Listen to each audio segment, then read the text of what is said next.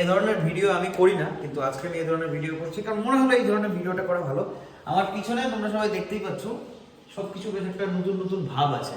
তো ঠিক আছে, সেই নতুন নতুন ভাব থাকার কারণ আছে। তার কারণটা হলো কি, আজ থেকে 2 মাস পরে আমার বিয়ে। অ্যাডজাস্ট করে কষ্ট করে মোটামুটি 1 বছর থেকে পুরো ঘরের যত এন্টায়ার রিনোভেশন হয়, কালার চয়েস থেকে শুরু করে সবকিছু করে রিনোভেশন করা হয়েছে। বাকি ট্যুরগুলো এখন দেবো না, ওই ট্যুরগুলো পরে দেবো। কিন্তু একটা জিনিস তোমাদেরকে দেখানোর জন্য, এই যে এটা হচ্ছে কালার কম্বিনেশন, সবকিছু কিন্তু by the way Asian Paints এর কালার ইউজ করেছি। এক্স্যাক্টলি আমি বলতে পারছি না কোন কালার। এটা হচ্ছে সেই এন্ট্রান্স, ওই যে আমার মা রান্না করছে ওখানে বাইরে। আজকে বাড়িতে এসেছিলাম।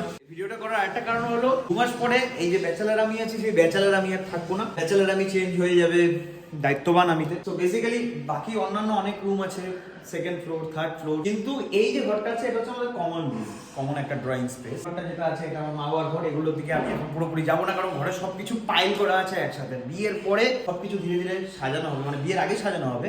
এখন যেহেতু সবকিছু রিনোভেশন চলছিল, এই ঘরে আমি ছোটবেলা, সরি ইকো হচ্ছে, এই ঘরে আমি ছোটবেলার থেকে বড় হয়েছি, মানে ক্লাস 9 থেকে ধীরে ধীরে বড় হওয়া বিভিন্ন কিছু। এখানে অন্য জিনিসপত্র ছিল, অন্য খাট, অন্য ড্রেসিং টেবিল। তো আমার মা বলেছে যে এন্টায়ার সব জিনিস সরিয়ে দেওয়া হয়, মানে ব্যাচেলার আমি কোনো কিছুই থাকবে না। তো এই ঘরটা যখন আমি তাকালে পরে পুরো নস্টালজিক হয়ে যায়। তো সামনের দিকে মা বলছে যে কি করছে, মা ইঞ্জিনিয়ারিং বোঝে না এরকম ব্লগিং এর ব্যাপারটা কি। এই ঘরটা পুরোপুরি চেঞ্জ হয়ে যাবে।